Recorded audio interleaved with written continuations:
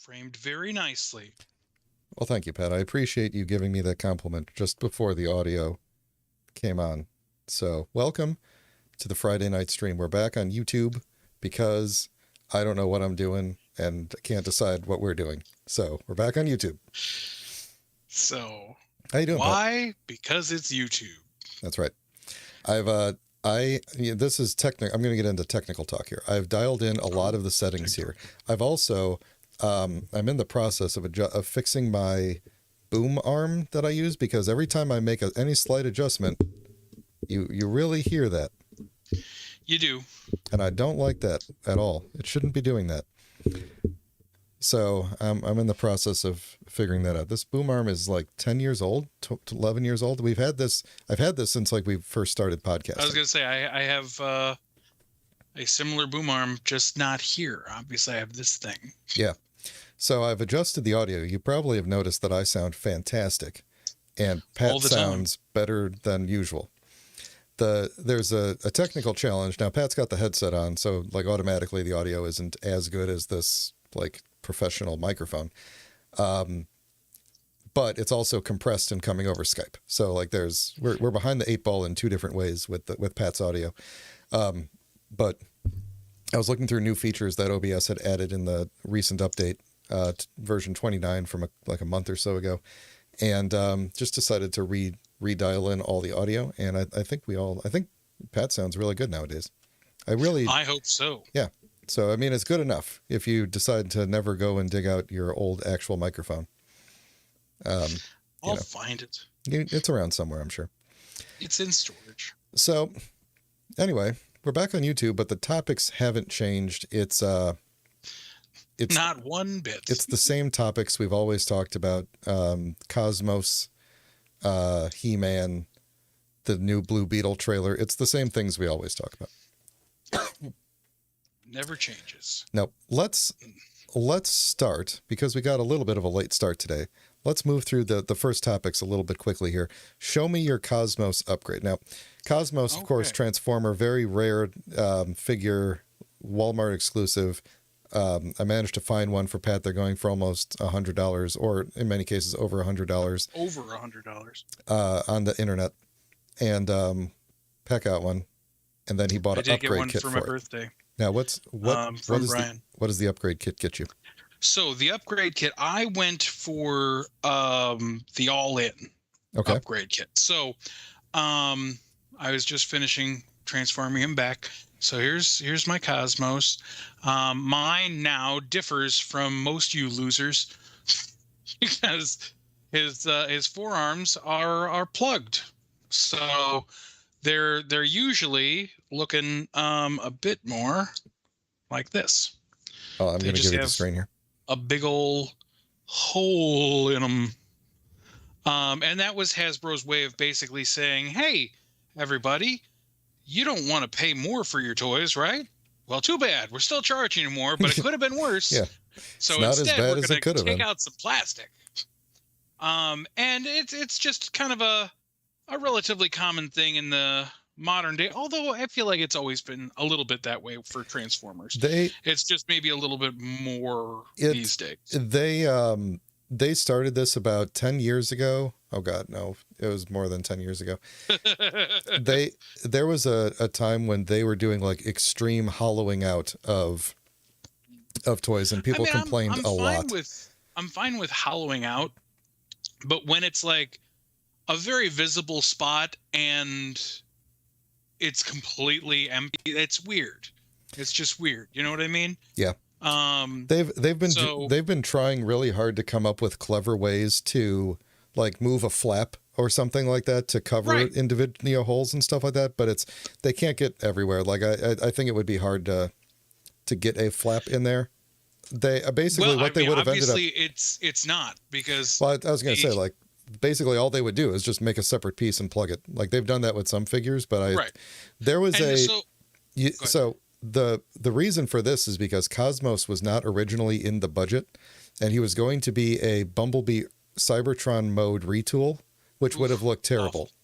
And they really wanted to do a good Cosmos, and they figured out a way to squeeze in a single-use mold figure. Like, this figure should not exist. They really had to like, they really had to do some like clever budgeting with the wave to make this figure happen. Is my understanding. Well, and again, it's so interesting though, because it's a very sought after figure. You know, yes. People really wanted it. They could have milked this figure. They could still milk this figure. Yeah. If they make more versions of this, I will buy it. It's entirely possible, because there was the figure of what's her name from Transformers Cybertron. It's a really nice looking Cosmos. It's one of the I own most Cosmos figures. And this is one of the nicest ones they've ever put out, especially officially. Yeah. There was another figure that was supposed to be a Hotrod retool, and they ended up doing a full-on separate figure, and I think it was in the same wave as Cosmos. And I suspect, I haven't heard this, but I suspect, because neither of those figures has been repainted or re-released at all, I think Walmart pitched in on the cost of these things, and that's why they're. That's again, how they got made as figures that aren't retools. Walmart is leaving money on the table. You know what I mean? Like, I've literally, even though you bought me this one, I have a problem. That last Cosmos that came out, I have like 9 of, at least. Because once it went on clearance, I was just buying them like crazy, because it's such a good. That one is it's not a great G1 looking Cosmo. No. He is a great looking figure. He's got a very heroic stance, and he turns into a perfect tiny little UFO and everything. Like, just chef's kiss. But this is a wonderful, very cartoon looking Cosmos. And so, okay, but to my point here, this kit that I bought came with the little, and so you don't have to take them out when you use it. It's got a hinge, so you just open it up like you would. There's even there are little grooves in there to match up with his little gun bits that go on his fist. So nice. When his hand folds away, it doesn't get in the way of anything. It's tucked away very nicely. The color is almost a perfect match. It's just a hair off. But nothing that bothers you. You know what I mean? I'm gonna give you the camera again so you could show it off. And then, so this set, so you can pick up those for fairly inexpensive. I've seen them as low as like $6 or $7 from China. This set, I think, was $19 total. Can you hold it up in front of the camera? Yeah. So again, there's the main part there. So this is is that a new fist entirely? No. So the fist, everything, this just clipped directly on. Okay. So it also came with a bunch of small little, I'm going to use this as a pointer here. Like these cavities here are filled with little pieces. There's that seems a little bit unnecessary, but I appreciate it nonetheless. It's highly unnecessary, but there's little ankle bits here. And so one of the unfortunate things though is that one of the cooler bits was for the back of the calf there. They don't fit. I was really bummed. Really? Everything with this set was so spot on. I have them right here. And these were like I said, these are like the best little bits. Like they're like these little ports, like look like maybe exhaust ports or something. And I was wondering why when you held it up, it was like, well, they're filling in these tiny little bits, and there's a pretty obvious big gap in the back of the legs there. You can see like where it's supposed to go. But it's just a hair. Like I'm going to have to sit with an X-Acto and trim it. It looks, honestly, it looks like maybe on all the edges just a little to get it in there. And then here's the other one. I was hoping maybe you could help me with this. It came with this piece, and I can't for the life of me figure out where it goes. Just one singular it's a little green piece. Is that like is that so that you can attach him to like a figure stand? Does that go on his butt or something? I mean, it might, but I don't see where on the character, like there's no port that this, oh, maybe this, but that would get in the way of like this could be the kind of thing that maybe you can't leave on when transforming. Yeah. It kind of, it's like an adapter. No, maybe. it doesn't like hold. Like it kind of fits this peg here, but it doesn't, there's like not enough where it would stay there. It plugs into like here, like if you maybe wanted to have who's the maker of this thing? Do you remember? eBay. I don't. Yeah, they're I don't think there was. They're 3D printed. Like you can tell, they're very nicely 3D printed, but they are 3D printed. And so I just couldn't. And there's nothing on the listing that shows you where it might go. All right, I think now here's another thing. I think I found the page because I think you had sent it to me a while ago. Yeah, I sent you. I did. No, it. Oh no, that's his. Wait a second. I think you can kind of see it slightly off. Can you hold it up again? Maybe I'm looking at a different thing. The thing or the little piece.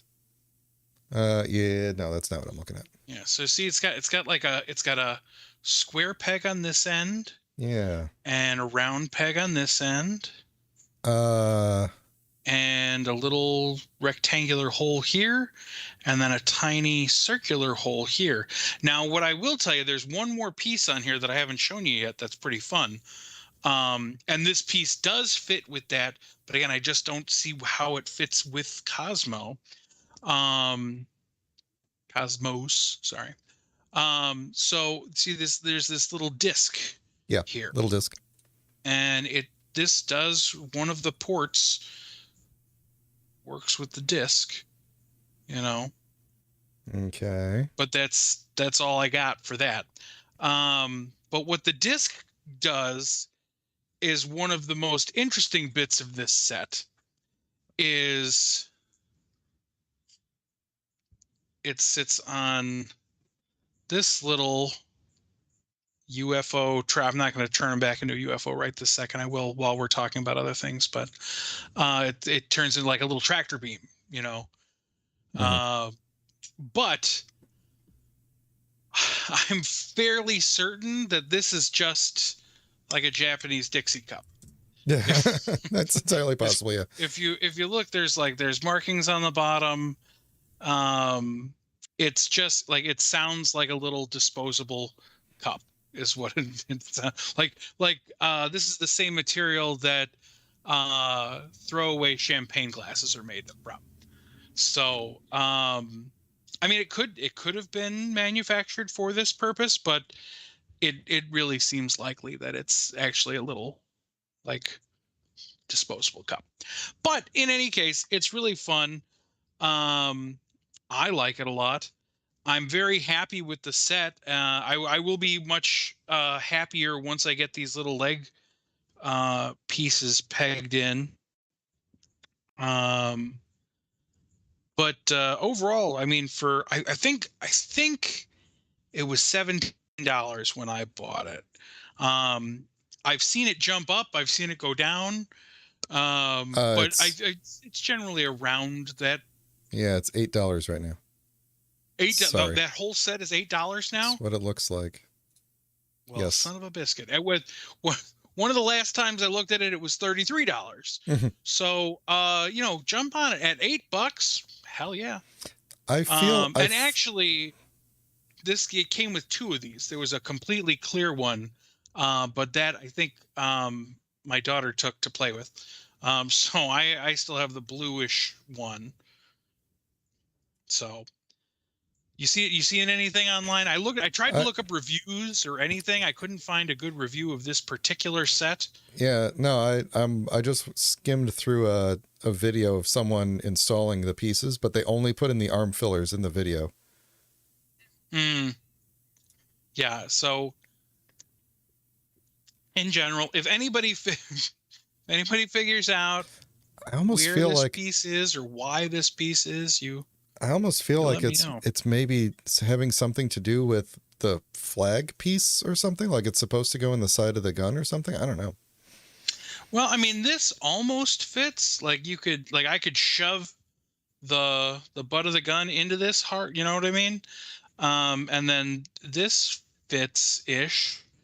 Like so, maybe it's a mount for the gun for somewhere, but I don't know. Like I said, I've yet to see an obvious place. Like I thought maybe because when he is, I'll start to Transformers just so you can see um the other piece on him when he's a ship. But like when he's in ship mode, um I bet because he's got that hole in his back. I bet that piece is just an adapter for various different types of figure stands. Is my guess. it could be, that could be. So just something that, but again, like I don't know, I feel like it's such a weird because he has several like holes in his back already that I feel like I things mean, could port into. yeah, that is what those holes are for. But yeah, I don't know. All right, new topic, and you can come back and show it as a thing. I just wanted to show this thing that I finally got in the mail that I ordered so long ago is my pink movie colors hot rod, a G1 toy in movie colors. Finally, this thing. Other people on the internet were getting this like before Christmas time, and Walmart finally shipped mine, and then I started seeing it in stores. Like I hadn't even seen it in stores, so I don't know why if it shipped to like a bunch of other countries first. But this is the color, like he's pink in the movie, and a lot of people were not aware of this because the first VHS release had the colors all screwed up and he looked more red orange, and then the cartoon itself made Rodimus Prime very like brown and orange and everything. But in the actual theatrical movie, and then later corrected, like color corrected in the like later DVD, he is actually pink like he's supposed to be. And there is a picture of the original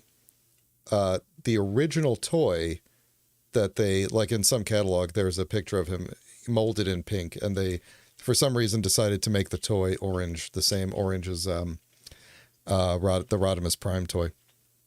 But anyway, I'm just very excited. He has die-cast feet, the only die-cast on him, and that's exciting because I believe only the original release of him had die-cast feet, and the second like Target Master release I think was plastic feet. And then I don't remember what the other releases, because he was re-released as part of the like commemorative edition, which is the commemorative edition is now older than G1 was when the commemorative edition came out. He was released then, and then he was also released at Walmart just a couple years ago. So like this mold is still around. Obviously, the mold is still around. He's here. But yeah, I don't remember if the more recent releases had the die-cast feet or not. But he's missing most of his stickers because he's cartoon accurate. So this cartoon model was lacking all of the like details that the toy had. But there's a lot more new paint. Like this used to just be a solid unpainted thing here, but on the show his legs were gray, and they redid this isn't like a tampograph, like this is paint on here. They redid the flame decal thing to match his cartoon model. Nice. That's a solid looking figure. You know, when they do that, because this is the straight up G1 mold, right? You got it. This is G1 exactly. And he's got his articulation is that he can move his elbows and he could do this if he wanted to. And he could also, that's pretty much, I guess he can look up if you pop his chest out. So. You could even cut a tin can with it, but you wouldn't want to. Yeah. Weird Al. So I feel like they also adjusted the size of his fists, but for some reason, but I don't know why. But yeah, so anyway, Hot Rod, very excited. His transformation is extremely simple, as you would expect from a G1 toy.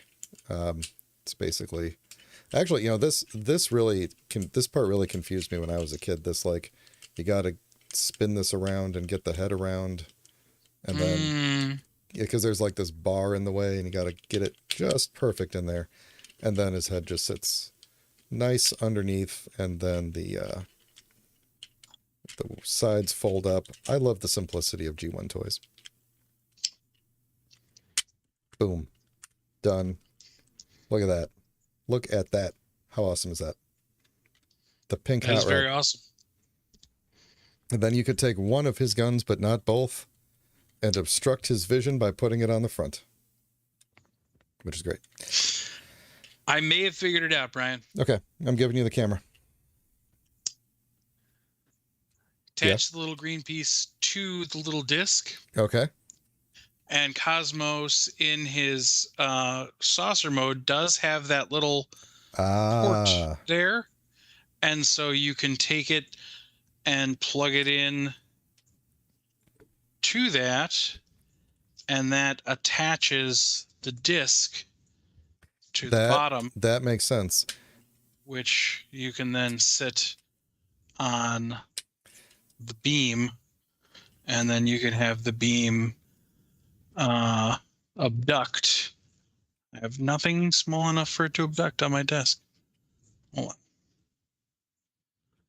Abduct. I bet since it's got two little ports on it, I bet there's two different ways that you can attach that disc. Like, I wonder if there's a way to attach it in robot mode as like a shield or something. Oh no! Out of all the things you could have picked. This one isn't even mine. My wife collects these. So yeah, that's mystery probably solved. I want to believe. Solved well enough for me. I want to believe. All right, we are scheduled to touch base on He-Man next. Let's touch He-Man's base. So I got a ton of stuff. Now, we just talked about, our last time we talked about some of the stuff that I got already. It was like, oh man, these are coming. They're here. So that was extremely fast. It was, that was 2 weeks ago. I know. It was very, very fast. Wasn't that part of the, like, this is the all of 2023 catalog or something like that? The fall catalog. The fall catalog. Man, time flies. I didn't realize it was fall already. It's fall already. We're not even going to talk about the ones that are in this box. They're very fun. I recommend them, but that's not what we're going to talk about. We're just going to hit some highlights. This is a big highlight for me. I love, like, one of the things I was most excited about when they decided to start doing like vintage style figures was new characters. I have all the vintage action figures. I have all of them. Brag, total brag. But when I have all the characters. I have all of them. They're great. They're mint. Not really. Anyway, this was a character that was supposed to come out back in the day. And because most of the time they were like, here's a hero and a villain that, kind of went opposing each other, that kind of a thing. And so they put out Ninjor, and then they were going to put out Slamurai. We talked about this last time, but Slamurai is a fantastic name. It is a great name and a great figure. Look at that. I mean, he is all in white. He's very pristine looking. This figure will deteriorate quickly if children actually play with these. I'm even worried or if you leave it out in the sun. Right. So he's got like this little clip on his back that can either hold the bow and arrow or the sword. They both fit into this clip. And in fact, it's a very nifty idea because, of course, the original Ninjor came with all these weapons. But this clip, I don't think was there. I don't think it was ever there. I guess don't quote me because I haven't had that figure out in a long time. But he also had a cloth. Ninjor had a cloth outfit on here. They don't do soft goods in this line. I don't know why. But the nunchucks are really cool. It's really cool whenever you get a nunchuck where the chain isn't just like a molded solid piece, where it's individual links. Right. This is individual linked chain. And it's a two-tone nunchuck. It's a little hard to tell, but the handles are white, and then the top here is silver. I did not notice that until you pointed it out. I love the silver, the blues, the gray. Like it's a very striking figure. It's a very striking figure. And like I said, it's a new character. It's very fun. I really like seeing this sort of thing. I would have liked, because again, with Ninjor, the original Ninjor figure had a little cloth stocking cap, but you could take it off to reveal his head. I wish this one would have come with a separate unmasked head. That was not. What's his head supposed to look like? Well, if it looks like Ninjor's, he just has like a top knot and a little mustache. But one would hope that he would look a little different. Yeah, I was going to say, like, you got to give him a special face. He can't just be Ninjor. Well, again, that's the fun. Like, that's why I really wish they would have included another head in there. So, but he's very cool. I was very happy with that one. I think we're going to go back and forth here with that. So that was a brand new figure, brand new character. This is just one of my favorites. This is Tongue Lasher. Tongue Lasher. Tongue Lasher. The only thing I'm sad about is that there's no tongue lash action. This is the extent of the tongue lash action. You can take his tongue off. So when you take it off, though, that's exactly what the vintage figure looked like all the time. He's just right. Well, because on the original one, it would suck the tongue back in, though, right? Right. And you would just have the hole where it would shoot out. It was a great. If you didn't have it, you missed out. There was a little wheel on his back that would just extend like a tiny piece of semi-rigid plastic that would just be like, and it was great. It was a wonderful toy. One of the only I have very, very specific toy memories, and that's one of them. That Tongue Lasher was purchased for me at Jewel Osco by my dad, and he let me open it and play with it in the cart. And he paid for the empty box. So yeah, I remember you telling that story. It's a great toy memory for me. Dads are cool when they do that. Dads are so cool sometimes. The only time that ever happened to me was I sneezed at a grocery store once, and my mom ripped open a box of tissue. That's not quite the same. No, it's not. It's not the same feeling. It's almost completely different, to be honest. All right. So I got two more here. This guy is another brand new character that I was pretty excited about. So this is the Frogmonger. Ah, yes, Frogmonger. He has this cool little jetpack. He's got this weird little. Wait, hold on. That jetpack is just going to tear his head off. Like, do people understand how things work? He's going to hang himself. He's that's very poorly designed. It's true. Is he a bad guy? Well, see, it's interesting because yes, from what we know, because Frogmonger did kind of sort of appear in the old stuff. If you had a Castle Grayskull had a sticker on it on the base. You had to put it on yourself, of course.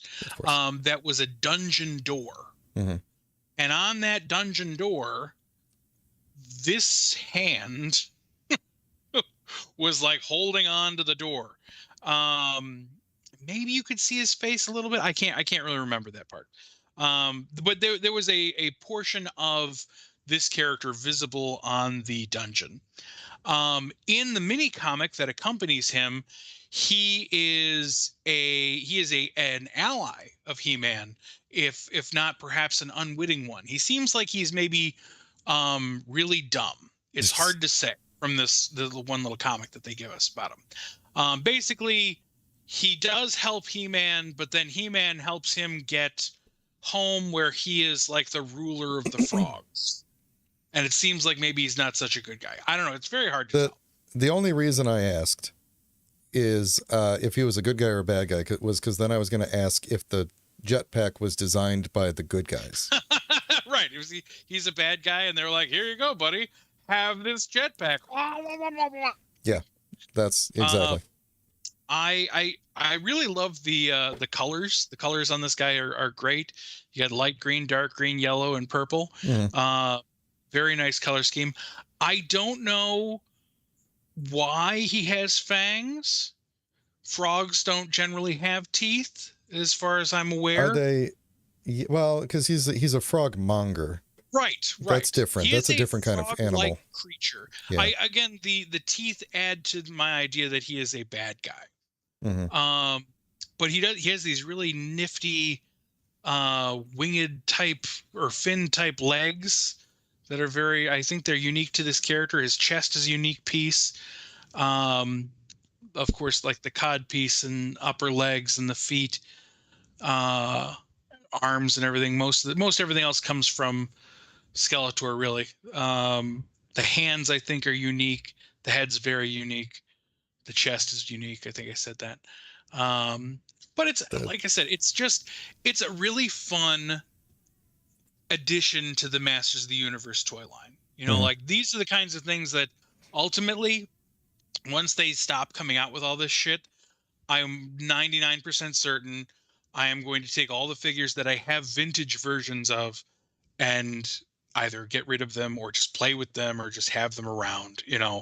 But like figures like this will go on display with my vintage Masters figures. This is a new canon character made by Mattel. Like there's nothing that would make me feel like this doesn't belong in my Masters of the Universe collection.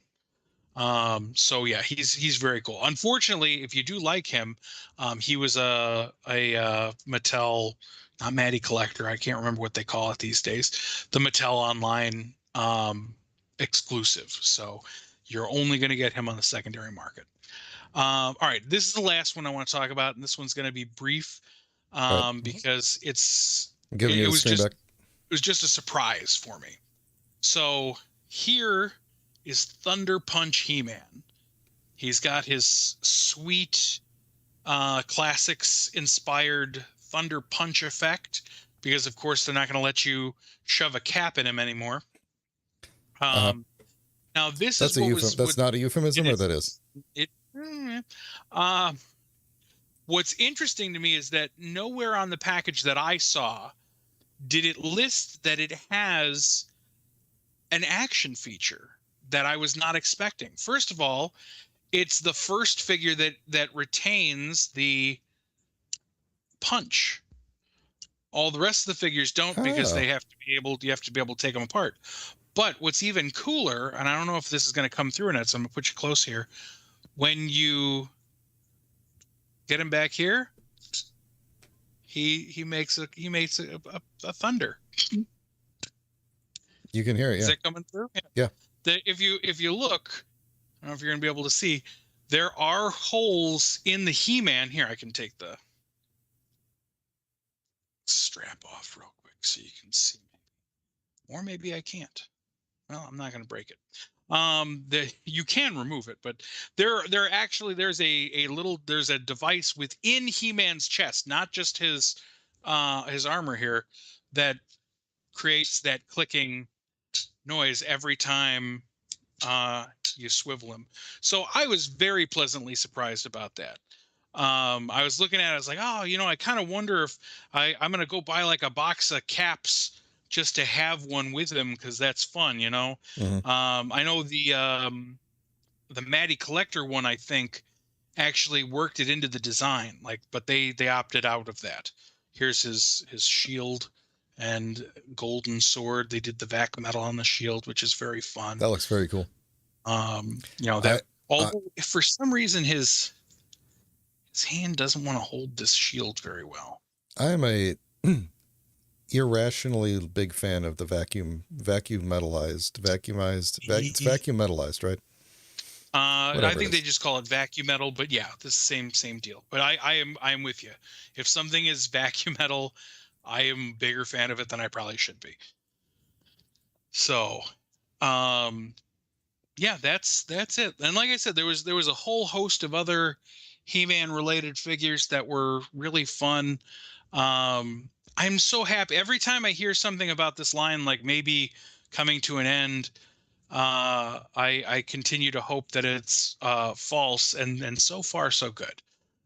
So I was really close to just, because I have a huge bucket of these things now. I'm just gonna dump them out, and I'm gonna try to make new characters, because that's the one thing I personally haven't played with in this line, is you can take them apart and rebuild them. Yeah. There is a new figure coming out on it's on the 11th. I think that's Tuesday. Is it Tuesday? So 7, 8, 9. Yeah. So the community is kind of divided on it. I think this is pure Mattel He-Man. I'm totally with it. I'm gonna get one. And it is He-Skeletor, in which all they did is they took He-Man and painted him blue. Not quite Faker blue. And the storyline comes from the comic books, where they went through the He-Man multiverse, and in one of them, Keldor just becomes He-Man. He doesn't become Skeletor; he just becomes He-Man. And he's a good guy. But for whatever reason, they don't give him a Keldor head. Yeah, I was going to say, they just give him this exact head. Is it possible that whoever uses the Sword of Power just looks like He-Man, regardless of and it just so happens that Prince Adam kind of looked like him? That's total coincidence. Yeah. It could be. It could be. Yeah, that actually, they got to work that into the mythos. Right. I love it. Because then Teela grabs the sword, boom, just looks like He-Man. Yeah, He-Man, exactly. That's why like his name is He-Man. You cannot have a more masculine name than that. But I think you're correct. Presumably a woman could use the sword. I don't know what the rules are around the sword. Well, I mean, if can anybody? Oh, that's true. I didn't watch the second season. Revelations. You didn't watch it? No, I didn't. Was it good?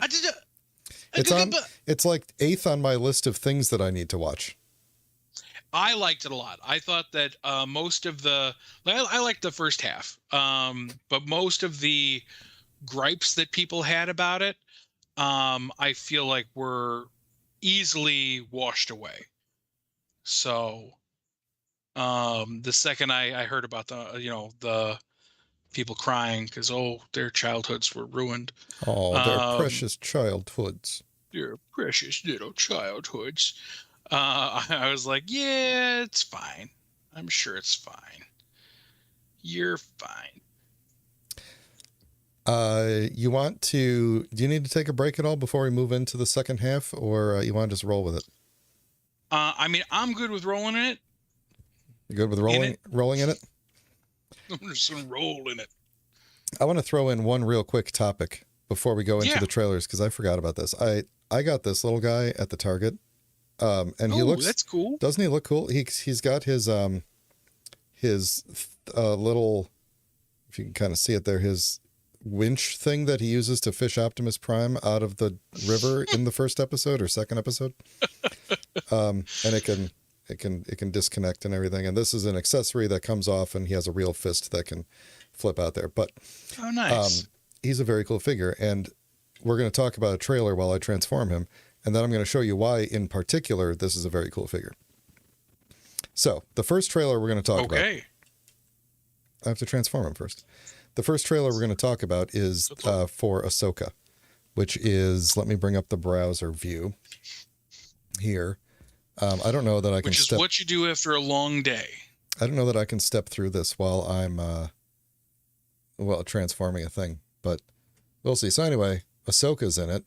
She's right there. Mm-hmm. She does the spin around in a circle, except she's not actually holding the lightsabers, which is awesome. Like I know there's two things that Jedi should do more often that they don't do, that they can do. And one is, not actually hold on to their lightsabers and use the Force to move them around. Like I think the only time we ever see that is like, someone throws a lightsaber and then pulls it back, or they've already lost their lightsaber and they pull it to them. I feel like there was a point where either Luke or Darth in the Return of the Jedi fight throw the saber. Yeah, I feel like that happened. They do, but I feel like they literally just throw it like a normal person would throw it. I think it was more more boomerangy, but sure. Yeah, like I am literally controlling the thing in a right. Oh yeah, no, I hear you. I'm with you.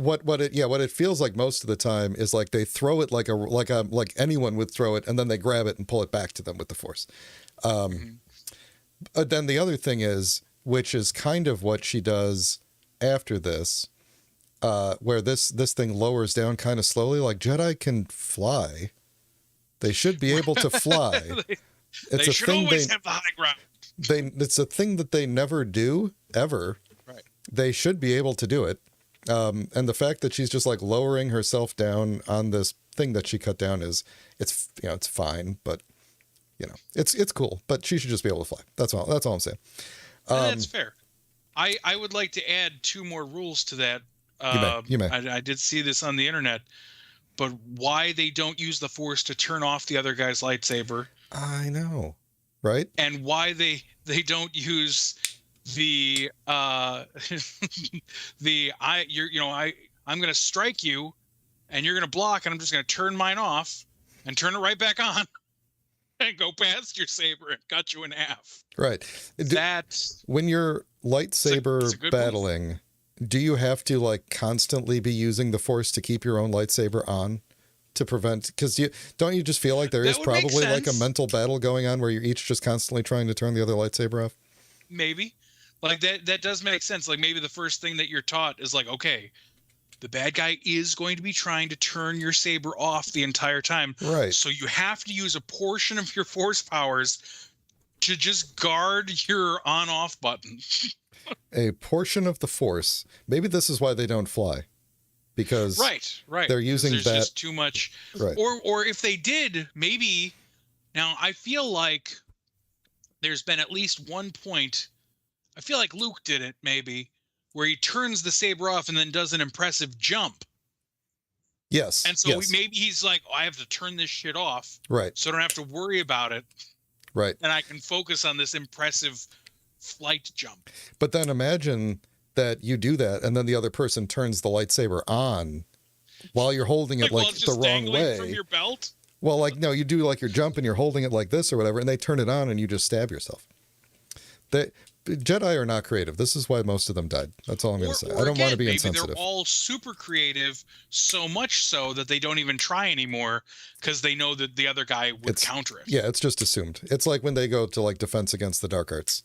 It's like we just assume you're holding the button on with the Force. We're not going to bother with the tricks. Okay. We all know that they're happening. You learned that on the first day. So we got this thing. This thing is, I forget what this is called, a Lothcat, I think. This is from Rebels. I don't know, but it's very cute. I'm going to point out all of the references from Rebels. I don't remember if this was a particular Lothcat, but Ezra is from a planet called Lothal, I think. And they have these adorable little cats, and they're called Lothcats, because it's like how on Earth we have Earth cats, and we have Earth birds, so they have Lothcats. It would be if there was space travel. If there was interplanetary travel, we would call them. I was just like, oh, that's an Earth cat. Yeah, Earth cat. We call them land sea lions. Anyway, so yeah, Lothcat, and then we got. I just saw her in the thing there. Hold on, Sabine. Yeah, Sabine Wren is in this show. I don't know how long it's been. Like she seems older. I mean, I realize that I'm comparing her to a cartoon. She's also from Rebels, of course. But it feels like some time has passed. Let me clue everybody into what happened at the end of Rebels, just so that we are. Spoiler alert, as I have not seen Rebels ever before, so. I assume you're going to watch this show before you watch Rebels. Yeah, if I ever get to Rebels. Yeah. So the crew of the Ghost is the name of the ship that they fly around on. It's like the name of their Millennium Falcon. It's the hero. It's the hero ship. I think it appeared in The Last Jedi, and possibly also in Rogue One. The Rogue One was probably canon. Last Jedi was probably more of like a cameo. We just stuck it in there so everyone would go, it's the Ghost. But anyway, at the end, Ezra Bridger is a Jedi. He's like the main character. They are fighting Thrawn, Grand Admiral Thrawn, and if I recall, like Thrawn, they do something to Thrawn's ship, and it hyperdrives away with Ezra and Thrawn on it, and that no one knows where it went. Like it's just. I can fill you in a touch there, which is weird. Oh, okay. I only know this, and you haven't been watching Mando, have you? No, I haven't. I got to do that after Andor. After Picard season 2, after Picard season 3. From what I understand, you can skip Andor. Just wait till the end of all of Star Wars and watch Andor. I hear it's not bad, but it's just completely inconsequential. Cool. So in spoiler alert, everybody, Brian included, in one of the last episodes of Mando, there was this very beautiful sequence where they're going through was it hyperspace, right? That's what they travel through. The blue tunnel thing. Right. So they're going through hyperspace, and Mando is sleeping, and Baby Yoda is just kind of like marveling at the stuff going on out the window, and he sees all these huge, like, weird space whales. The space whales. The space whales, which again, I didn't know anything about. That's what makes the ship go away. The space whales have a natural ability to travel through hyperspace, yes, which is what hyperspace travel was gleaned from within the universe. Yes. And so everybody is pretty sure, and I'm sure now it's almost confirmed at this point, that was because what happened at the end of Rebels, apparently, was Ezra knows how to talk to the whales. Right. The whales grabbed Thrawn's ship with Ezra on it, and yeah. And so now everybody is pretty positive that those whales were the ones, and so that would explain why or where they are right now. Okay, it is possibly still slipping through hyperspace. That could very well be. So, where we left was Ahsoka vowing that she was going to track down Thrawn and find Ezra. So in the last season of Mando, when we meet, or whatever we first meet Ahsoka in Mando, she is trying to find Thrawn. And so she's, right. That's just the continuation. So anyway, I don't know what's going on. I don't know how, I assume that this is happening like just slightly after the current season of Mando. Like this would be like, a month later or whatever. And I forget how much time has passed since Rebels, but because I don't remember. Is Mando after Return of the Jedi? Is that right? Right. The way I have always understood it is Mando is the first season of Mando was, I think like a year maybe after Return of the Jedi. Yeah, but it's not. It's not in like New Republic era. Right. It's still very close. It is, though, because so this is what's happening now is that Jon Favreau was just did an interview about this recently. Basically, the time jump, like the first season, maybe it was the second season. The second season of Mando actually takes years. And it's just like, oh, here's a bunch of adventures. We don't get to see them all. You're just seeing like snippets of Mando and Baby Yoda, and they're trying to find where Baby Yoda's going to go. And then in between Mando season 2's end and the Book of Boba Fett, where we see the Mando and Baby Yoda getting reunited, was like 2 years. It wasn't just like Luke sat down and said, "Hey, buddy, you want a lightsaber or a shirt?" It was actually a very long process. Yeah, that we only see them come back together after a very long period of time. I really wish that was clear in the show. I do too. That because it really feels like no time has passed, and it feels like there's no payoff in Book of Boba Fett because it's like, oh, we just left this character. Absolutely, yeah. When I was reading the article about it, I was like, man, they really should have keyed that up just a little.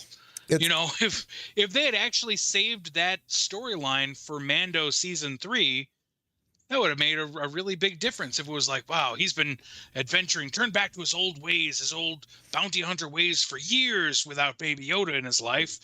And now he found him again. Oh, happy times. It doesn't help that Star Wars doesn't really track time very well. Right. Like they track time as like years since the Battle of Yavin. You know, but no Right. one ever says like what year it is. It's not like Star Trek where they go star date, blah, blah, blah, Right, blah. here's the star date. You don't know what the star date is, but you could go look it up and people like, yeah, okay, well, that was a year from this star date and whatever. It's Star Wars really is never concerned with time. So No, it's a long time ago. So now Celebration is happening right now. True. In London. Yes. And so we've just gotten word about a whole bunch of cool things. I'm sorry we're interrupting the middle of the. No, I'm just trying to find the next talk. thing I really wanted to kind of talk about. That's the shuttle from the back of the Ghost, I think, if I recall. No, it's not. That's a different thing. Completely different. Never mind.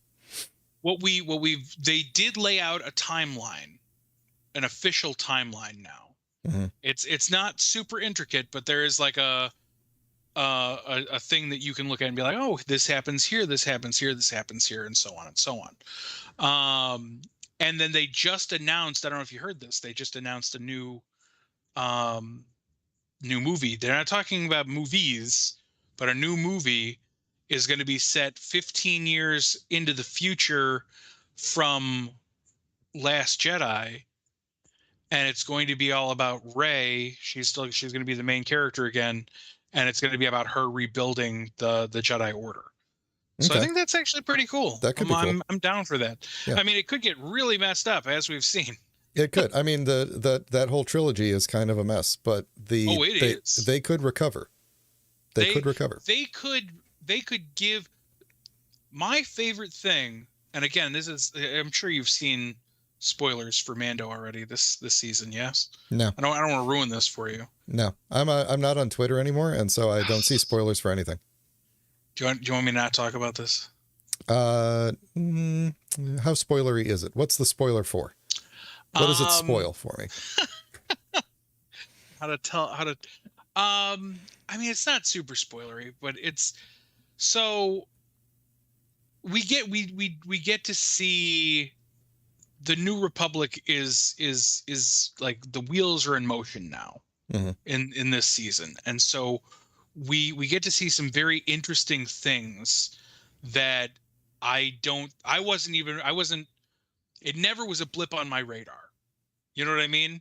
Like, it was never like basically there are storylines that have to deal with like, oh, there was this character who was a bad guy. He worked for the Empire, but the New Republic has this like probation program that you have to go through this conditioning, and then you have to like live in a communal area and become a meaningful part of the society. And then eventually, if everything goes well and they decide that you were a good person and you just happen to be part of the Empire, then you get to go live a life. But you can't like there's things we learn just on this week's episode, like you can't, it doesn't matter what you do, you can't be part of an army, and you can't have an army. You could be a dignitary, you could be a king, cannot have an army. I like that. But you cannot raise an army, or else we're going to come shut you down right away, because you might be Empire. This is very reasonable, because you might be Empire. It's pretty reasonable. I really wish you were watching Mando right now, because especially this I'm doing week's a podcast with you right now. I can't watch Mando. You know what I mean. Especially this week's episode was like, what? All right, fine. I'll tell you what. Anyway, let me spend several hours catching up on Picard, and then I will catch up on Mando for you. I'm just going to start watching Picard season 3. I'm not even going to watch season 2. I already saw all the payoffs. They always throw. I haven't seen any payoffs from season 2. I watched the first 2 episodes. I'm not going to talk about it then. Yeah. Hey, Ahsoka, right? Yeah. So this is Hera Syndulla. Syndulla, I think was how you say it. She's one of the main characters from Rebels, piloting what I don't think is the Ghost, but possibly is the shuttle from the Ghost. I don't know. I also don't know if this is this ship. I assume it is. There she is.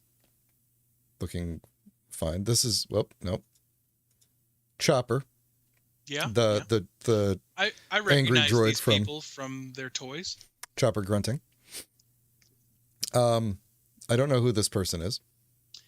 I was hoping you did, because they looked cool, but okay. All of these Dark Jedi and stuff, they do look cool. I think that's a Dark Jedi, right? Mm-hmm. Yes. Sometimes we call them Sith. Sometimes they're Dark Jedi. I'm not entirely sure what the distinction is. It depends on... It's another Dark Jedi. They will join us or die. I think it depends on the era. I don't know. But anyway, this summer stuff. I don't know what's happening. I don't know who this person is. It looks like Sabine. It might be. Is that what she wearing? Was she wearing orange before? Yeah, she was, wasn't she? Yeah, I bet that is. So they're leaving with some X-Wing. Yeah, they're right there. Yeah. They're on Cloud City or whatever. I don't know. That's what it looks like. They're on Bespin. Maybe. Or just a place that looks like it. Who knows? Right. Then we got these things flying around. We got these guys. That's probably the Council of stuff. We're the Council of Whiteys. Yeah. But then we got Thrawn doing his typical thing that he did on Rebels all the time, which was walking with his back to the camera slowly. Classic Thrawn move. Classic Thrawn. Thrawn's return, and then here's the big payoff. I don't know if you picked up on this. Heir to the Empire, which was like the title of the book. I think one of the books. I think it was, wasn't it? There was like 9,000 books. So yeah, I'm sure it was the title of at least one of them. I think Thrawn was just a trilogy. It was just 3 books. There were a lot of Star Wars books, yeah. None of them are canon anymore, so it doesn't matter. No, not a single one is canon. This is canon until they are. Well, they can draw details from it, right? But none of this is, the books are not canon. This is canon with Rebels, but not Rebels was not canon with the books either. I don't know who this person is. If they talk, then the subtitles will tell me their name. I noted that when I was watching, I was like, Sabine, Yeah. So there's Sabine and X-Wing pilot, or no, he's probably Sabine. A Y-Wing pilot. Not Sabine, I'm sorry, that's Hera. It says right there. Y-Wing pilot, I assume, because I think they wore blue. I don't remember. And then low-ranking guy who only has 1 dot on his chest. So he just doesn't get sick very often. Sucks to be that guy. Here she is in the map room. And then we're fighting that guy, whoever that guy is. Can we take a moment to appreciate Rosario Dawson? Yeah, we can. Her and Zoe Saldana are basically the entirety. They're all I need. They've taken care of pretty much all sci-fi, fantasy, comic book, whatever, everything for me, and I love them for it. This is probably Ezra. I'm like 99.5% sure this is Ezra. I think that guy's probably better than Ezra. Moving on. So then we got fighting, warrior, outcast, rebel, Jedi outcast. That's a video game. More falling that could have been flying. The training droid guy. And then cool pose, and then the title. I'm very excited for this show. I'm probably actually going to watch this one. I will watch Mando before I watch this show. Nice. Which means I may not watch this show when it airs, because I'll be busy watching Mando.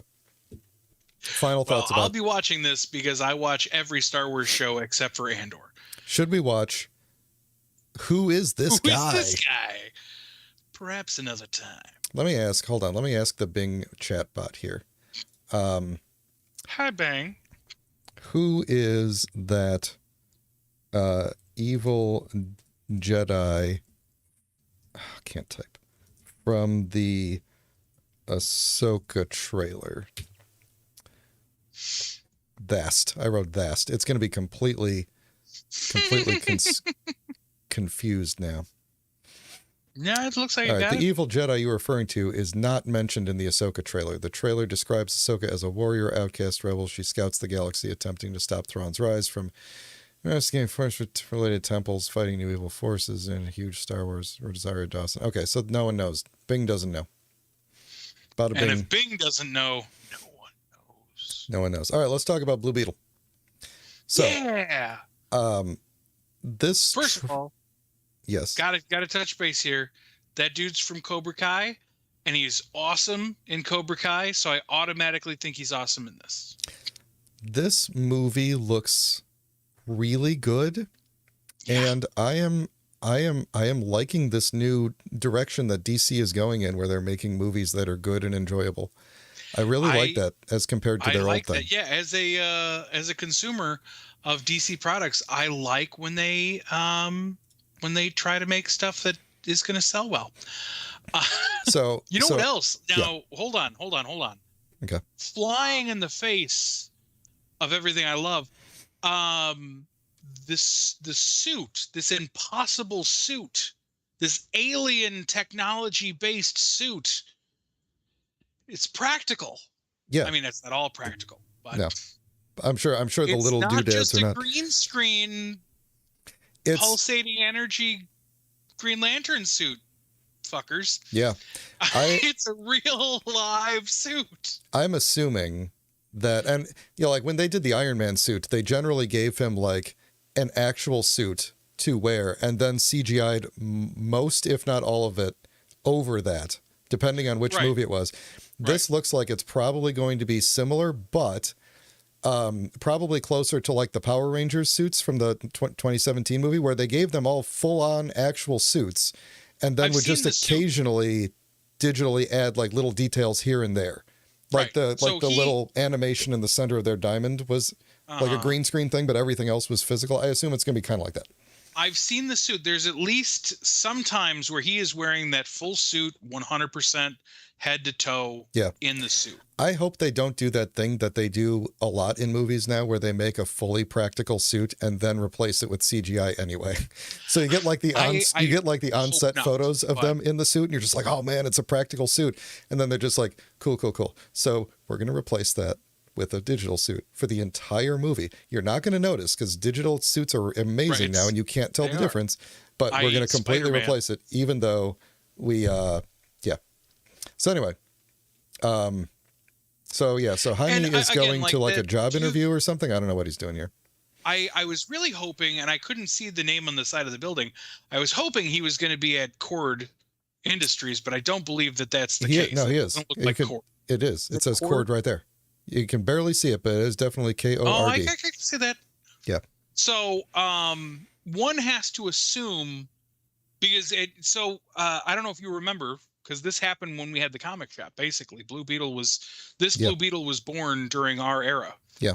But basically, DC wrote this beautiful comic book that made you care so much about Ted Kord, where you're like, son of a bitch, I never gave this guy much of a chance. Like for me, I always loved his costume, the OG blue, or not the OG, I guess the OG DC. The classic one, not the original one. Right. I am a sucker for light blue, dark blue, yellow. It's one of my favorite color schemes. Wolverine's got it, and the Ted Kord Blue Beetle, perfect. I love his costume, love it. But I rarely read much about him. I had a couple of his action figures because I liked the way he looked, but other than that, I was kind of he was kind of a throwaway character because he fell prey to one of the classic DC-isms where he was just Batman but as a Beetle. Yeah, like, right. Oh, I'm a billionaire and I have all this tech. Yeah, he was arguably my Arrow Cave. I mean my Beetle Cave. I mean my. He was a good character, but he was like functionally he just turned out to be less cool Batman. Right, exactly. They started out both as like campy goofball, animal themed crime fighters who were rich, and then Batman became very cool in the 90s and Blue Beetle did not. And so, but yeah, Blue Beetle, always kind of a cool character. In this comic book, I was like, oh my God, such a great character. I love this character. And the last page, spoiler alert, they murder him. Yes. Yeah. Yeah. And it was gut-wrenching. It was such a well done thing because I was totally in. They sucked me all the way in. I was like, man, I will buy as many Blue Beetle books as you want. This is great. I wonder if he's dead in this movie. I think so. That's my guess. So or he's one of those like I'm a hermit. No one's seen Ted Kord in a while. I don't know. Doesn't matter. Well, let's keep scrubbing here because I think there are some hints that lean us towards him being dead and gone. I enjoy how Ted Kord, who I'm going to assume because of things you see later, was the Blue Beetle. Right. His whole office is purple. not blue. That's honestly why I thought that he wasn't at Cord Industries, because I really assumed that if it was, he would have been in, it would have been all blue and gold. Yeah. No, so he goes there for some reason, probably a job interview or something, but the trailer hints that he knows somebody, this person who just handed him this box, he knows them. Okay. The idea was he was going to get a job. He has been given the box, like a takeout box for a burger, and told, protect this with your life, but do not open it. Right. And of course, they're going to open it, right? So he's got his family here. Let me also say, not a big fan of George Lopez, but yeah, he's George Lopez ended up in this scene. We'll see. Hope he's not a main character. So inside this random box is this scarab. And some fries. Scarab and large fries. It face huggers him. There it is. Screaming. It's on your face. It crawls around onto his... Captain Obvious. Yes, it is on my face. Do music. Crawls around onto his back where it traditionally resides in the comics. Mm-hmm. And screaming. So all of his clothes burn off, and he gets what is probably the most accurate, best looking version of this suit that they could have done in live action. Absolutely. And I don't even think you have to give it any of those qualifiers. Like it is pretty much, from everything I've ever seen, this is a spot on comic book accurate suit. It is really, really good. I do like the bugness to it. It's very Kamen Rider-y, honestly, which I dig. Yeah, he flies out into space, and then Friday drops him, or whatever. I'm sorry, whatever the scarab's name is. Falls back to space. I'm just going to pause a little bit on. There we go. How good this suit looks. Mm-hmm. So does the practical suit this lights up in real life, or is that digitally added? I assume this shot right here is CGI, but yeah, I imagine that it looks a little less bulky in this shot, which would lead me to believe that it's all CGI here. They do a really good job with him. We're getting very good with water simulation, and he taps the water right there. They look pretty good. They do it whenever they do something like that. It's, even though this is clearly fake water and this is clearly fake guy, but it does a little bit to just kind of ground you in the situation, Right. He's interacting with the environment. There is a scene in Power Rangers Dino Fury, a show that is not a large budget show, and the special effects are hit or miss. But there is a part in the last episode where one of the bad guys, who is made of goo, her name is Mucus, gets blown up. And then at the very end, there's the hint that she's still alive. And it's they have some CGI goo that just kind of crawls out from under a rock. All right. But what's amazing is that as it crawls out from under the rock, as the very last bit comes off, the rock goes and just ever so slightly drops down.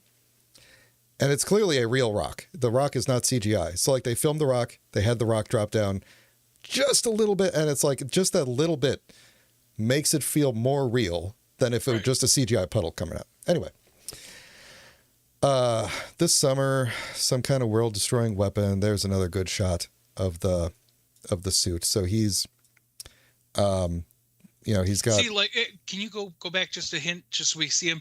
See, that, I'm feeling like that is almost 100% a practical suit. Right, it does. There. Yes, I agree. These things are probably CGI, but yeah. Right. But just the way it fits on him, you can see it's not hugging his face as much as sometimes it does. And I'm pretty positive the kid was standing around in that suit. Yeah, you don't get many frames of it, but just kind of the way it moves and the way it sits on the shoulder makes it look more realistic. And then it's got his little energy wings and whatever, because he can form shields and stuff. And this part, when I saw this, I was just like, oh man, I hope no one was standing in the aisle, because they're dead, right? Dead. Well, and I mean that's kind of the fun of this character is that what's going to happen. I'll tell you exactly what's going to happen is people are going to akin this to Spider-Man's suit that Tony gives him. Yeah, because they are very similar. Right, and they both appeared in the comics around the same time too. And I don't think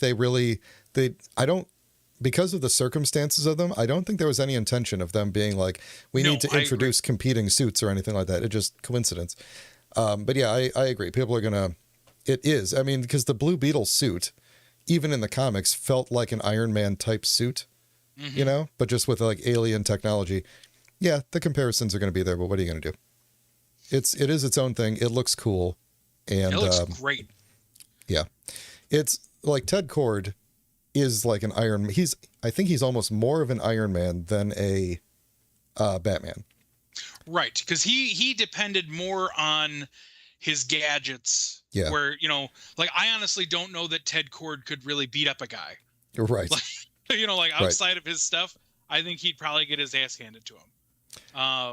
So yeah, personality-wise, he's much more of a Tony Stark than a Bruce Wayne. This I believe is not CGI, but the eyes are CGI.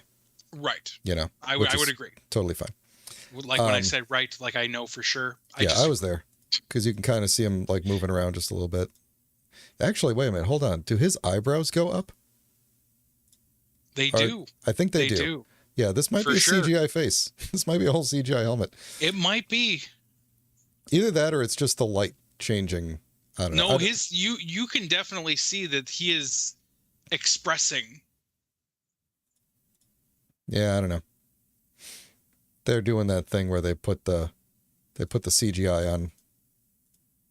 I bet you his whole suit's going to be CGI in the movie, and we won't know.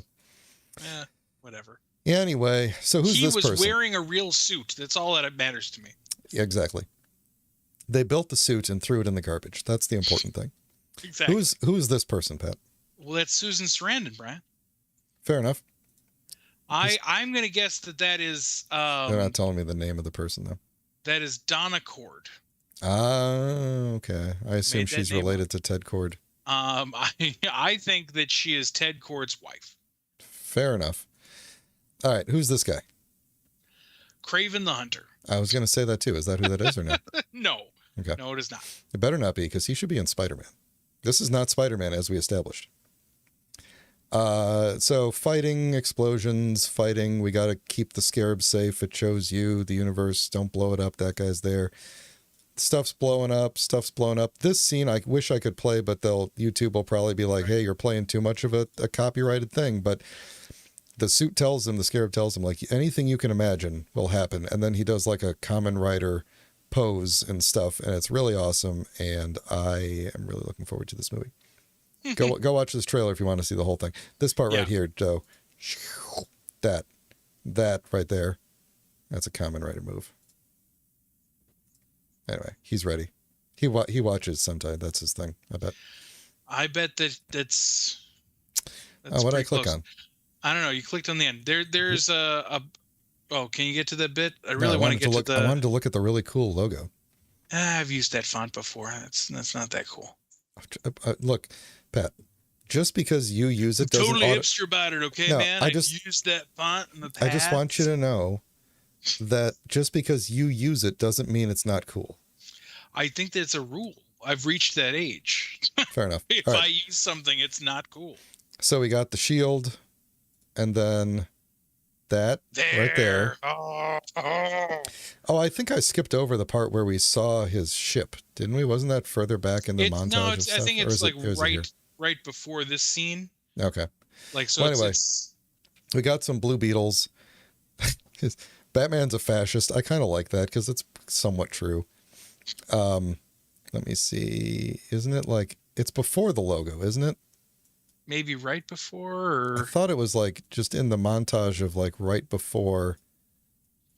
I feel like we're too far back now. Because I thought there it is. Oh, there. Yeah, you're right. Sorry. I gotta learn to just trust. Trust the Brian. Yep. So we're There it is. Okay. There it is. I love that is obviously Ted Cord's ship, but it has some kick-ass graffiti on it. Someone has broken into this hangar and graffitied this thing. It was probably Sabine from Star Wars. No, but this just goes to the fact that I think that Ted is already past at this point. Yeah. He has not been Blue Beetle for some time at the very least, because his shit's getting tagged and he didn't know. Yeah. So. All right. What time we got?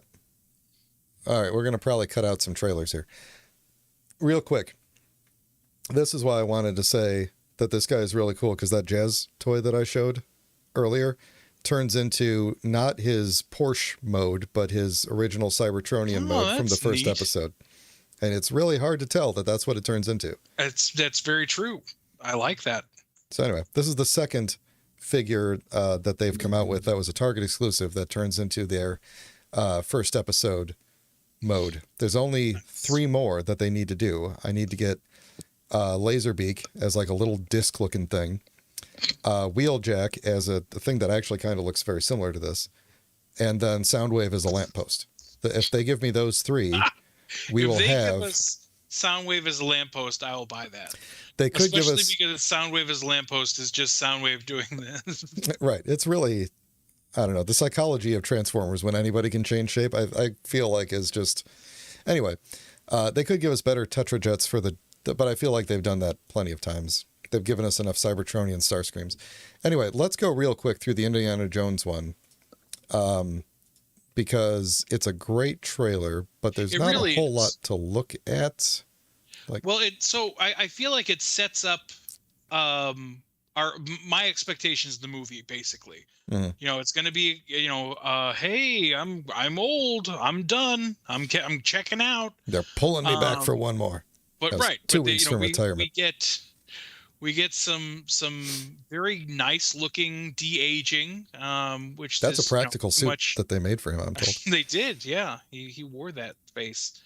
I don't love what the MacGuffin of the movie is leading me to believe, that this is some sort of time travel device. Time heist, yeah. Time heist. The Dial of Destiny. You get to go back in time and redo your destiny. I feel like that is just... Indy has always been were the best Indiana Jones movies, which is divisive, but the ones that are grounded in some kind of reality, some kind of plausible deniability, with the Ark of the Covenant, he didn't look. So when he opened his eyes, there were a bunch of melted Nazis. He didn't see it happen. Mm-hmm. So he could be like, yeah, I'm an archaeologist. It's fine. I don't believe in magic or anything like that. Whatever. The second one, Temple of Doom, makes it really hard to, he got voodooed. There were people whose, living hearts were ripped from their chests. There was some really messed up stuff going on in that one. And I think that they learned there, or they should have learned, or, the original team learned, maybe we went a little too far, because then the next one is like, oh, it's the cup, the Holy Grail. Yeah. And it's got like healing properties. Yeah. But if you do it wrong, bad stuff, all stuff that's like, yep, ridiculous, shouldn't happen in real life, but maybe it did. It's hard to say. Who could say? But then, Indiana Jones 4 came along, universally disliked. Yes. And it was like, oh, it's not aliens, it's interdimensional travelers that look like aliens. Yeah, that's just aliens. It's right. It was way too much. It was way, way too much for the reality of this character that we've grown to care about. It turned it into a sci-fi film. It was always like a pulp movie. Always it's supposed to be a fantasy. Right. Like there's mystical things happening. Aliens automatically makes it sci-fi. Right. You could, time machines start sci-fi. It depends. Is it a magic time machine or is it a technology time machine? Who made it? Was it made by an ancient civilization?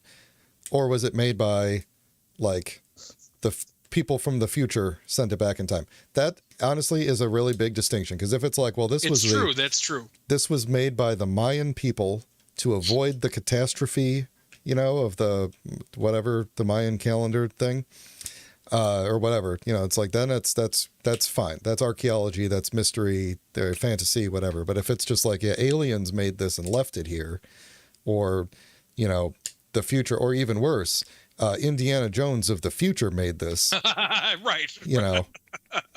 And this is some sort of a predestination loop. Han Solo made this thing in the past and sent it to the future, or whatever. I don't know. There's a lot of ways a time heist can go wrong, and as you know, Pat, I am automatically inclined to be very wary of time travel plots. I am too. And they very rarely turn out well. Right. I am much easier on them than you are.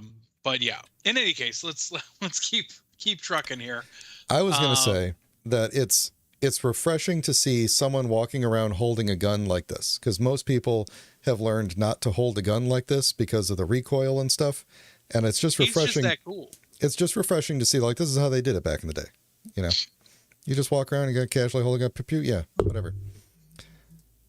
Don't move, get out of here, no ticket, running on the train. She's took a thing. Did she take a thing? Is that what happened? She took the dial? I believe she took a thing, and this looks like it's going to be kind of a fun, because she is his goddaughter. Mm-hmm. And I think that this is going to be kind of one of those fun, who has the thing, you stole it from me and I stole it from him, and then I stole it from them, so that could lead to some really fun antics.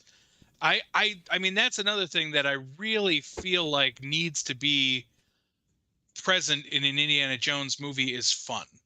Like, if it's no fun at all, then there's no reason for us to be here. Right. Yeah. So it's got to have elements of adventure and comedy, there's got to be a little bit of ridiculous to it. Like, there's a scene, sure. I don't know if it's close. Like, this is probably like a chase through a parade and stuff. And there's, here he's on a horse.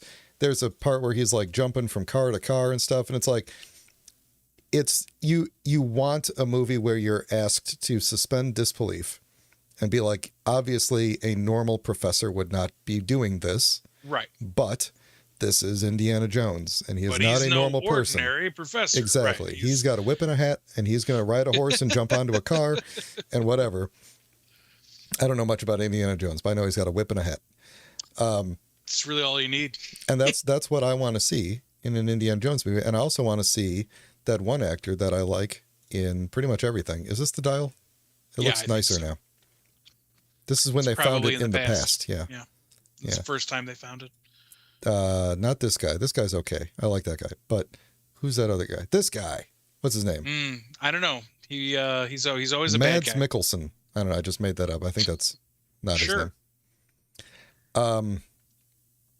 Does it say down here who's in it? James. Oh, it is Mads Mikkelsen. Oh, okay. Well, I made up his actual name. You made up his name. That's insane. I know, right? I'm really good at names. You're clearly very, very good. Jumping on the boats, jumping on the horses, jumping on the tables. This scene was in the other trailer, and I really like it. It's very fun because it turns it turns the metaphorical tables on you. Mm-hmm. They'll pull their guns, and he's just like, "I brought a whip to a gunfight." Then he was fighting everybody in this one, though. Like, he obviously doesn't just jump out the window. He's gonna fight these guys. Yep, foreign music. I love closed captioning. There's young Indy again. He's going to face his destiny, which is in the past. Then they're sliding down the thing. They got the big rock thing comes back. That's the whatchamacallit. This is the explosion from the fourth movie. You're real sure about all that, huh? There's Sala! This is that one guy from that one movie. So, I know. I didn't know he was still making movies. I don't think he is. I think they pulled him out of retirement for this movie. And I'm very happy they did. Yep. Then you got the the plane, and then they're falling out of the plane. I think this is CGI. I don't think they really jumped out of this plane. I'm pretty sure they did. I think this plane is CGI. I think Harrison Ford was flying that plane. That's too soon, Pat. Poor taste. Real island CGI water. Absolutely. Let's see. Then we're still doing the chase. This is what I was talking about. He's in the one car, and then he's like, I'm going to jump over to the other car. There he goes. I'm in the other car, and now I'm in the pit with the thing. And then this guy is here. Armin Zola is here. Yep. And then there's young Indy again, and then explosions. That thing from that one thing. The thing with the thing, great. The bat signal over there. Yeah. From that time, that's the Indiana Jones signal. He was obviously Batman. Indiana Jones. There we go. And the Dial of Destiny. I keep hitting that button. I would like to take one moment. Sure. And remind everyone that the best name of a fake pornographic film was I'm going to bleep you. Indiana Jones and the Temple of something that I'm not going to say because it's a family show. Anyway. This is good. I'm going to watch the first movies, and then I'm totally going to watch this movie. Such a jerk. We don't have enough time to talk about both of these unless we go through the Barbie trailer really quickly, but we could probably go through both of these really quickly because the Across the Spider-Verse trailer is basically just the plot of the movie appears to be that there's a whole bunch of Spider-Mans and they don't like him for some reason. I hope it's not a racism thing. And are you serious? You don't know what they don't like about him? No, what don't they like about him? He didn't let his dad die. Oh, okay. He has not suffered the loss yet. Oh. And so they're like, terrible. No, you're not a Spider-Man until you've lost somebody. And then he's going to lose his dad. Like, this is just what I've gleaned from the trailer. But there's something where he's like, I need to go save my dad. And they're like, no, you need to help us save this. And you can't just choose the one over the many. And he's like, I'm Spider-Man. I can do both. And they're like, no, you can't. Look, all of us are proof that you can't do it. Mm-hmm. And so they're like going to stop him because like it sounds like if he somehow figures out how to save both his dad and the multiverse, that'll somehow negate all of their losses. They all failed where he succeeded. They're all failures. And so they're like, I get you. Not going to let him do it. Yeah, they're going to stop him from doing it. They're all jerks. Mostly it sounds like it's Miguel from, I mean, 2099 Spider-Man always was the suckiest. Yeah, he's a bit of a jerk. Yes. We got the Spot. Yes, the Spot. You know what I am so excited for is just getting the Spot's action figure. I love it. I've always loved the Spot. The Spot makes no sense, but he's every cartoon character's dream. It's that black hole. Yep. I love it. So yeah, he's having. What is she? What do you think she's? At one point, I don't know if it's teacher or his advisor or whatever. She after he leaves, to the parents, she's like, he's lying to you, and I think you know it. That's like, does she know he's Spider-Man? Like, what is she insinuating that he's lying about? Because his grades are good. Like, what's going on? Maybe it's because he has to. Maybe it's because he gets up and has to leave to fight the guy. And she's. But what should that matter? If his grades are still good. I don't know. I mean, lying is bad, Pat. Maybe he comes up with like some sort of a dumb excuse to leave, and then she's like, he's lying. Anyway, so the multiverse. This thing. It's an interesting take on Spider-Woman. Yes. Like she's got the webs in the tips of her fingers. Yes, and I think she's pregnant. She seems pregnant, but I didn't want to ask. So that's rude. Hard to say. There's a lot of spider cameos in here. I'm not going to go through all of them. I saw Bagman. Yep. Bagman. There's that. Altered Bagman, because that's obviously not a Fantastic Four outfit.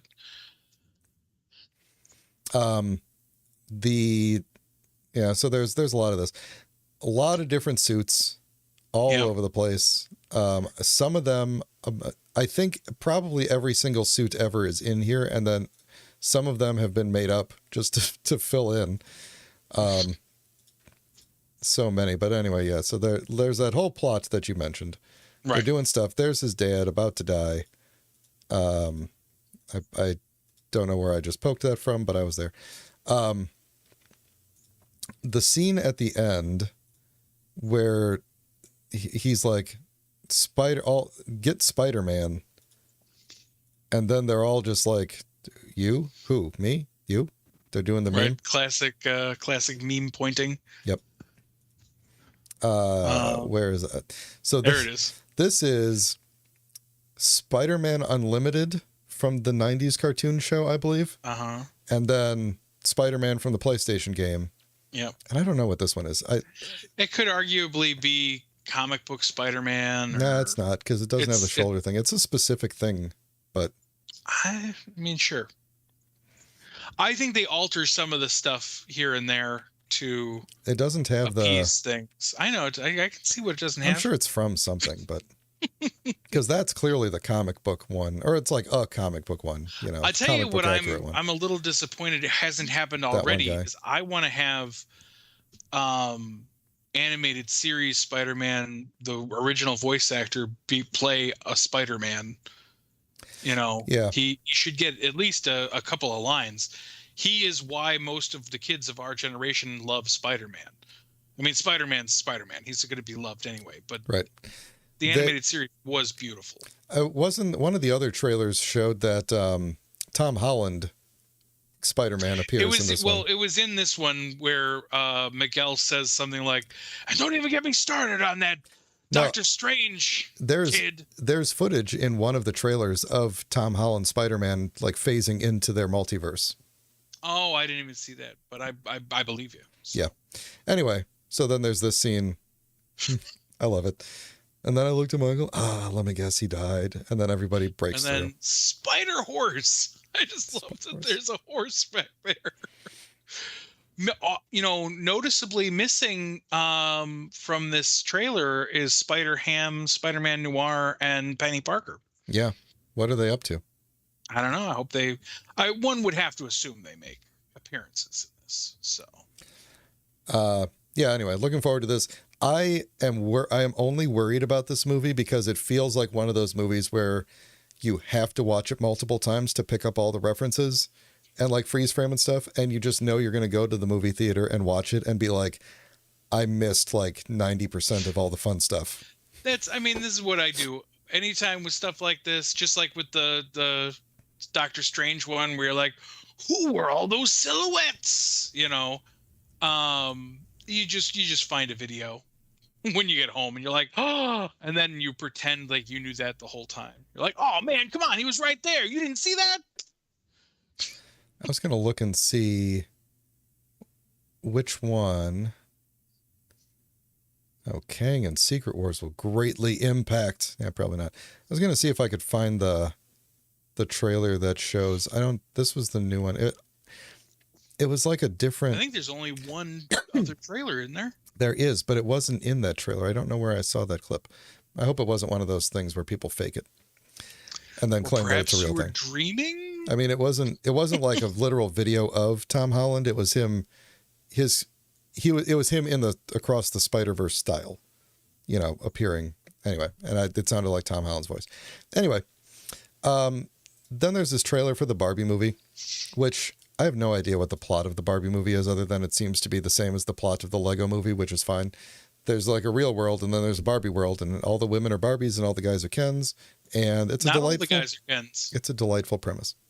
Not all the guys are Kens. Michael Cera is playing Alan. Oh, okay. I assume there's like a Stacy. There's probably also a Midge and a Stacy. Yeah. You know But I really do love this premise. Where, because I mean, most of it you see, this got me. Like the instant they pulled the Barbie can't put her feet down, I was like, this is hilarious. I love it. I already saw somebody post online about how that shot may have been made for Quentin Tarantino.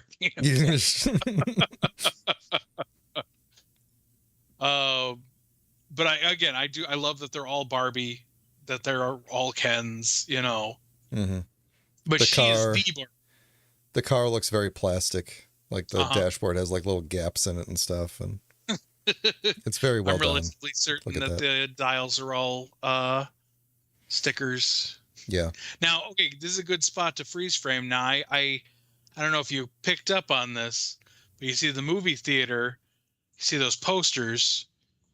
They're from The Wizard of Oz. Mm-hmm. And as she is traveling, go ahead, pull up a little bit there. She's on a like a pink bricked road. Her dress is got the same type of pattern as Dorothy's dress. She is going to go to the real world and meet Will Ferrell, who is always the real world version of the yes. the bad guy in these films. This chaos erupts on the beach, I guess. Yeah, they're having a beach off. I don't know I'm sorry. What was happening in this scene with the splits and the falling over? I didn't see. So the point of this, the point of this, and I only got this from the posters. Kate McKinnon is playing a Barbie that is very well played with. Like she has scribble marks all over her face, and so her hair is all chopped up. Yeah. And so all the posters say like this, like that Barbie says this Barbie is the Barbie, and then there's one that says this Barbie is the this Barbie is the president, and this Barbie has a PhD. And you can make your own, right?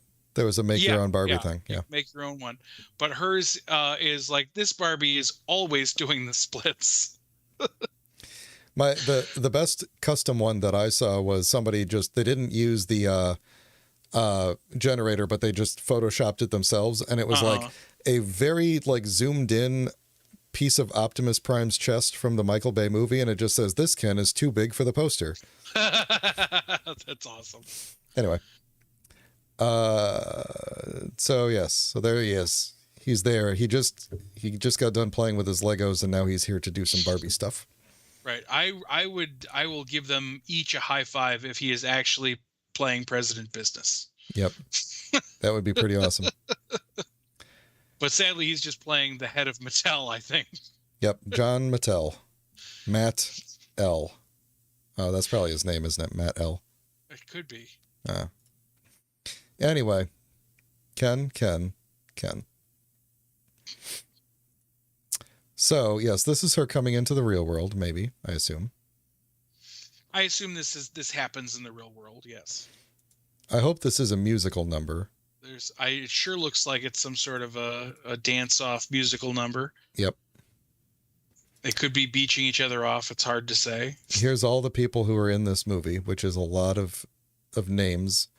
And I recognize John Cena. I didn't even see John Cena. John Cena is definitely not Helen Mirren. Oh, my God. Yeah. There's a lot of people in this movie. Yeah. Probably why it looks so good. Like it seems to be. I mean, it really does. It's so silly. I really love movies like this, so I think I'm gonna enjoy this movie. Personally, I hope that this turns out to be like some sort of a psychological horror where it's like this person is like escaping the real world into a Barbie world because like she's escaping her problems in the real world by inventing this all in her head. That's what I'm going for. Yeah, it's a cool car. That's not it, but okay. It could be. You don't know. I'm pretty sure. He's got his. That's awesome. They literally go nowhere without them. It's funny that she asks if he brought his rollerblades, because why is that a thing you would ask, right? Anyway. Because she's a Barbie girl. A little too much beach for you, Ken. If I wasn't severely injured, I would beat you off right now, Ken. I would beat you off.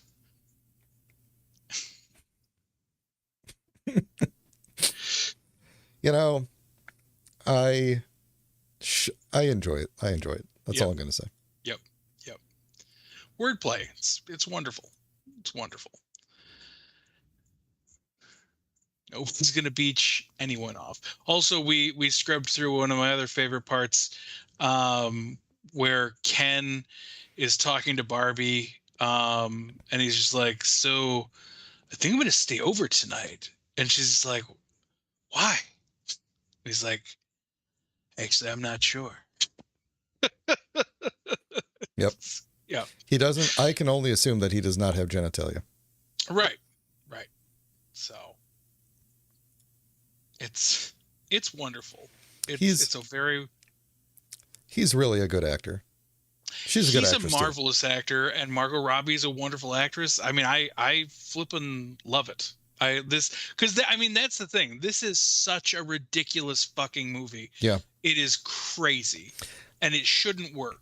I appreciate. But I want to see it. Yeah, I want to see it. I appreciate when studios take a chance and do a thing like this, because a Barbie movie, Barbie has no plot. Like the toy line has no plot. It's just toys, and you're supposed to like live out your dream. You're supposed to put your own imagination onto the Barbie dolls. Mm-hmm. And then to say like this is the plot that we're assigning to it. Now, I am aware that there have been many like Barbie TV shows and stuff like that where there is like various different plots around Barbie. But if you were to say like, hey, we're going to make a movie and it's not going to be based on any of the TV shows or like Netflix shows or whatever, what's the plot of Barbie?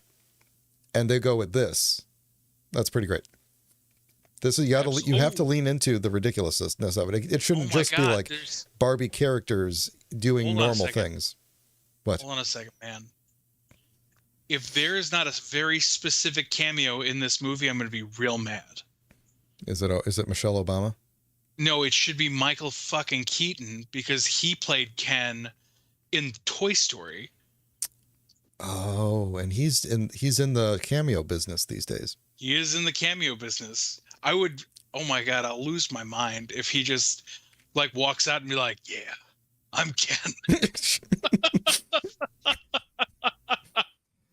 All right. Well, on that note, Pat, it's time for us to say goodbye. Once again, we'll see you all soon. Thanks for hanging out with us. Next we're scheduled to do video games next week. We'll see how it goes. Thanks for hanging out back on our new old home on YouTube live. Not dead. No, we're definitely not dead. I got to remember where the hang up button is. All right, I'm hanging up on you. Bye.